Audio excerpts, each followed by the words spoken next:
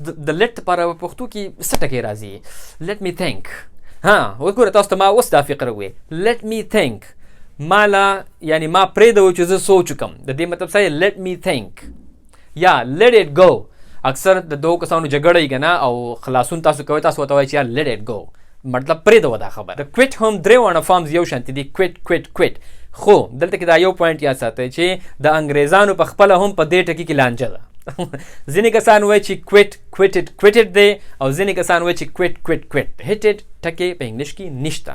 تاسو که د هرې زمانې خبره کوئ که هر یو ټینس یې خو په هغې کې به ټکی راځي هټ. I bet you will be able to speak English in a few months. زه ستاسو سره شرط لګوم چې تاسو به انشاءالله په یو څو میاشتو کې د انګلیش ویلو قابل شئ. خو دا شرط چې راته ما ووایي چې تاسو به په یو څو میاشتو کې انګلیش زده کولو قابل یا نو دا مې راته په دې شرط باندې ووایې چې سټډي به کوئ او پریکټس به کوئ. صحیح ده؟ بسم الله الرحمن الرحیم. السلام علیکم ملګرو. امید دی چې تاسو ټول بخیر. نن به مونږ انشاءالله د انګلیش ګرامر یو ډیر اهم ټاپک کو او هغه دی د هغه irregular verbs په باره کې د کم چې فرست سیکنډ او تھرډ فارم یو شانتي وي هغه نه بدلیږي. نو دا انشاءالله نننی زمونږ لیسن دی. د لیسن شروع کېدو نه مخکې لایک او شیر د نه هیر نشي او ټول زمونږ د یوټیوب چینل خامخا سبسکرایب کړئ. نو راځو خپل لیسن لا. اول خو تاسو ته به پته وي چې ورب څه ته ویلی کېږي. په دې باندې مونږ په ډیټیل سره 2-3 لیسنز کړي دي. نو که څوک اوس هم په ورب باندې نه پوهېږي چې ورب څه ته ویلی کېږي نو مهرباني وکړئ زمونږ زاړه لیسنز وګورئ. تاسو په هغې کې وربز میلاو شي په پارټس آف سپیچ کې مونږ الریډي کړی دی. دا صحیح ده؟ اوس ورب بیا مینلی په 2 ګروپس کې تقسیمیږي. یو ته ویلی کېږي ریګولر وربس او بل ته ویلی کېږي irregular verbs.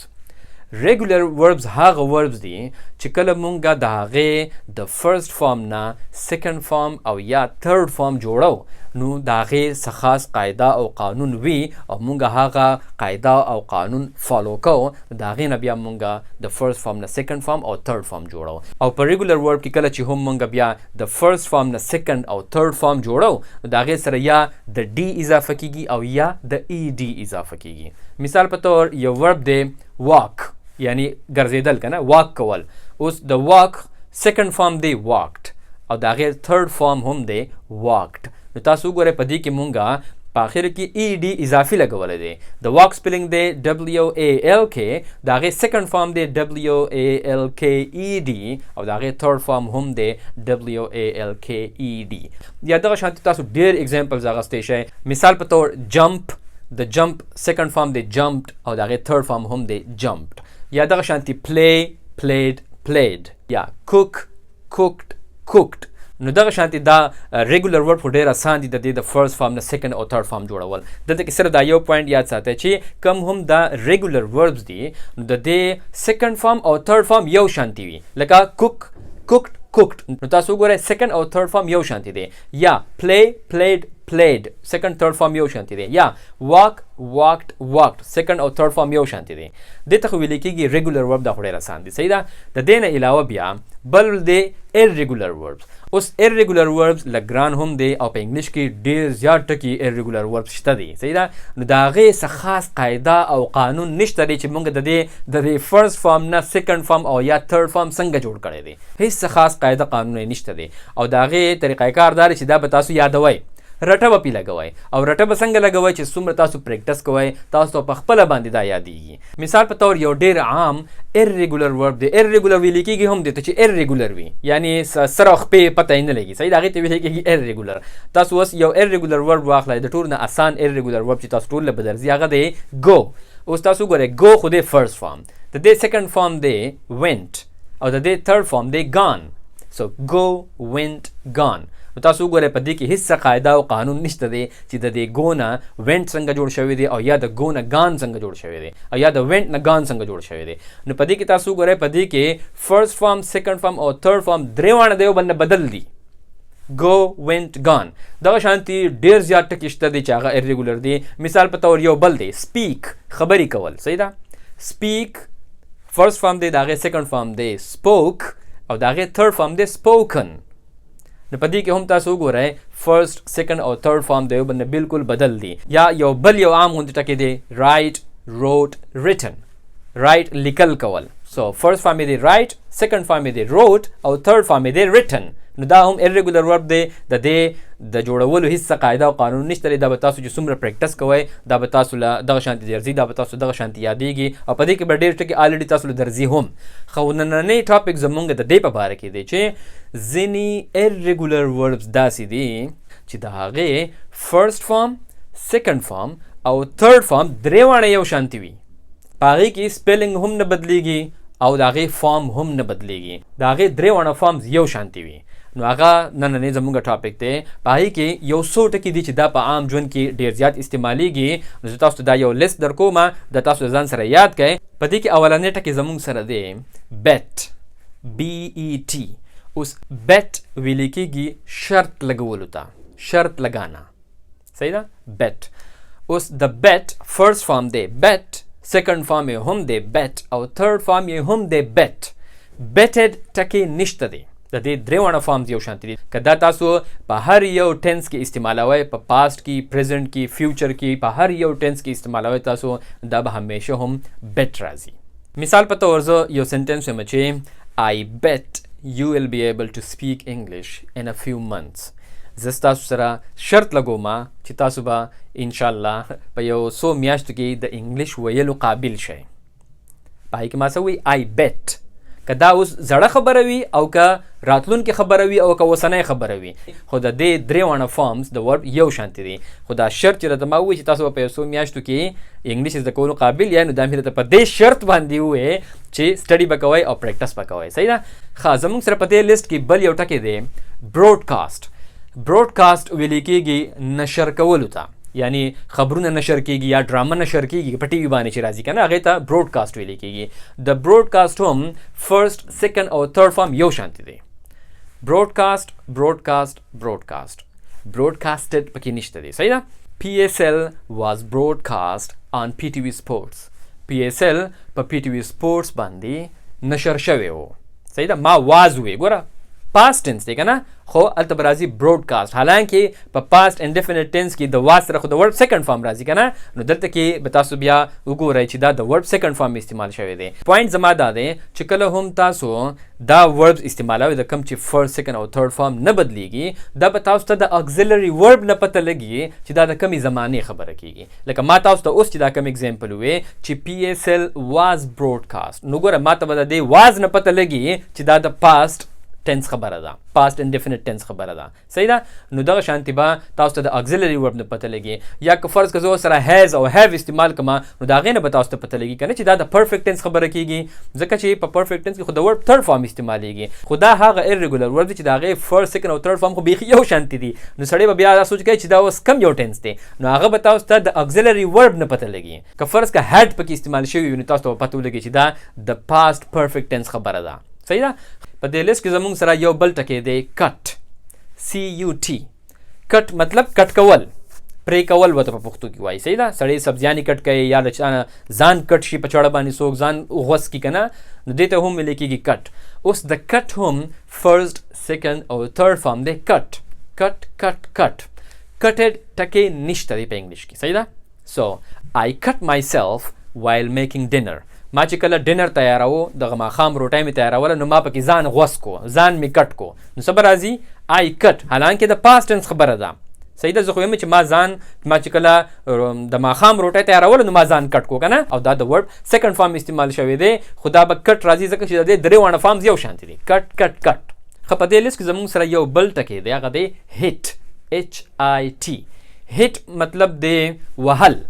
صحیح ده؟ څوک وهل, چاله یا دیکه ورکول یا ګاډې څوک ووهي که نه, نو خلک وایي hit by car. د دې hit هم first, second او third form یو شانتي دي. hit, hit, hit. hitted ټکی په انګلیش کې نشته. تاسو که د هرې زمانې خبره کوئ, که هر یو ټینس یي, خو په هغې کې به ټکی راځي hit. اسلم was hit by a car.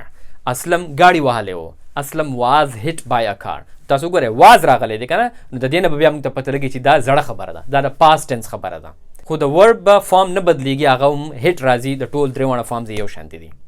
یا بل زموږ سره په دې لیست کې یو ټکی دی hurt, HURT. hurt ویلی کېږي یعنی څوک خفه کول, چاته تکلیف رسول, یا زخمی کېدلو ته هم هرټ ویل کېږي، سړی چې زخمی شي د دې ټولو دپاره هرټ راځي. نو د هرټ هم فرست سیکنډ او تھرډ فارم دی هرټ هرټ هرټ. He hurt his mother's feelings so he apologized. هغه د خپلې مور له تکلیف ورکړی و، د هغې چې کوم احساسات وو هغې له تکلیف ورکړی و. So he hurt his mother's feelings. هغې د خپلې مور احساساتو له تکلیف ورکړی و، یعنې مور یې خفه کړې وه. So he apologized. نو هغه بیا د هغې نه معافي وغوښتله. صحیح ده. نو دلته کې د هرټ تاسو وګورئ، د هرټ به هم درې واړه فارم یو شانتي وي، هرټ هرټ هرټ. بیا د دې نه پس بل یو ټکی زموږ سره په دې لیست کې دی let LET. د let هم درې واړه فارمز یو شانتي دي، let let let. اوس د let لپاره په پښتو کې څه ټکی راځي؟ let me think.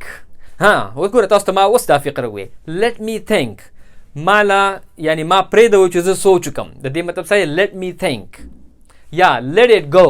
اکثر د دوه کسانو جګړه یې که نه او خلاصون تاسو کوئ، تاسو ورته وایئ چې یار let it go، مطلب پرېږدوه دا خبره، پرېښودلو ته ویل کېږي let. صحیح ده. په اردو کې به راځي لکه دو let it go جانے دو، پرېږدوه، یا let me think مجھے سوچنے دو. نو دغه مطلب راځي د let. صحیح ده. بیا د دې نه پس بل یو ټکی زموږ سره دی put PUT. put مطلب ایښودل، یو څیز ایښودل چېرته کې.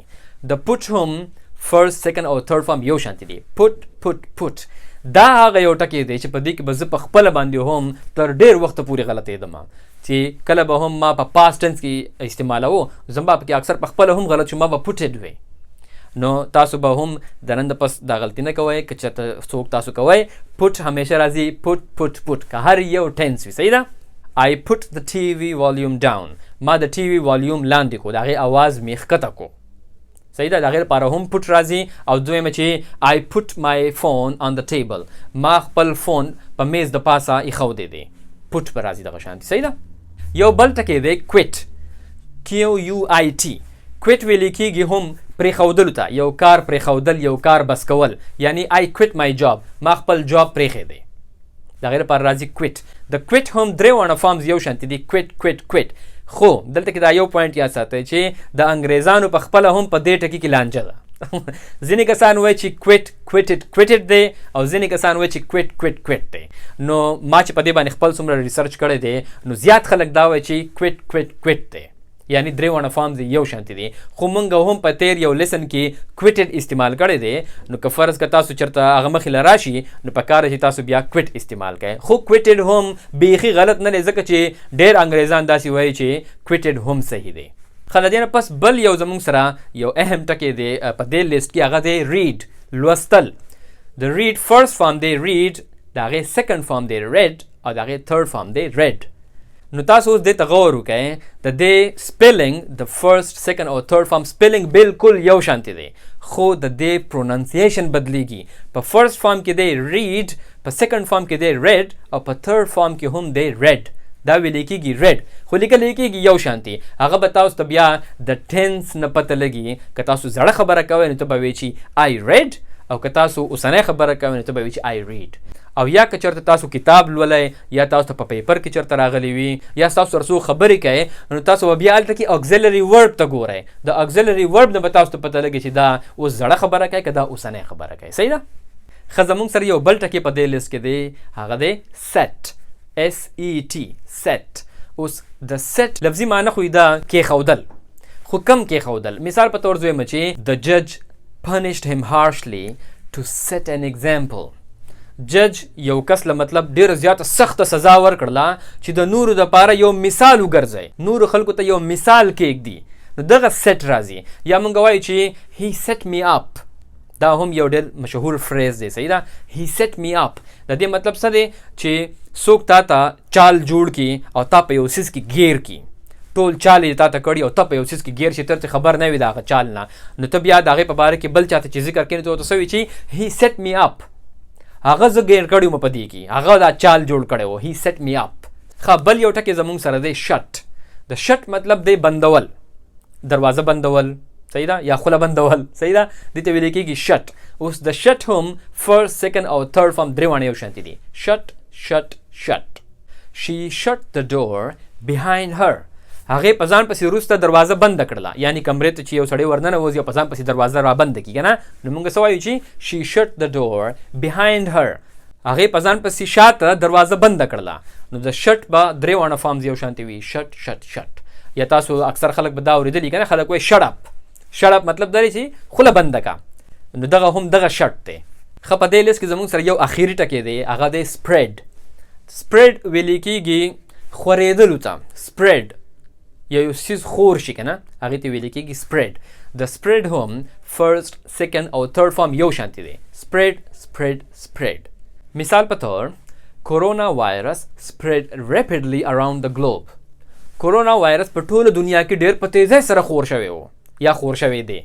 نو په دې کې هم تاسو وګورئ سپریډ استعمال شوی دی، خو د سپریډ درې واړه فارمز یو شانتې دي، که تاسو زړه خبره کوئ او که را روانه خبره کوئ او که اوسنۍ خبره کوئ، د ټولو دپاره به یو ټکی استعمالیږي سپریډ. سپریډ سپریډ سپریډ. صحیح ده؟ سپریډډ ټکی هم نشته دی په انګلیش کې. صحیح ده؟ نو دا و زمونږ نننی لیسن د هغه irregular verbs په باره کې د کم چې فرست، سیکنډ او تھرډ فارم یو شانتې دي، هغه نه بدلیږي. ما امید دی چې انشاءالله تاسو به د ننني لیسن نه ډېر څه زده کړي وي. انشاءالله په نیکسټ لیسن کې به بیا ملاویږو. لایک او شیر ځنه هیر نشي او ټول زمونږ د یوټیوب چینل خامخا سبسکرایب کړئ. ټول د خپل ځان ډېر خیال ساتئ. د الله په امان.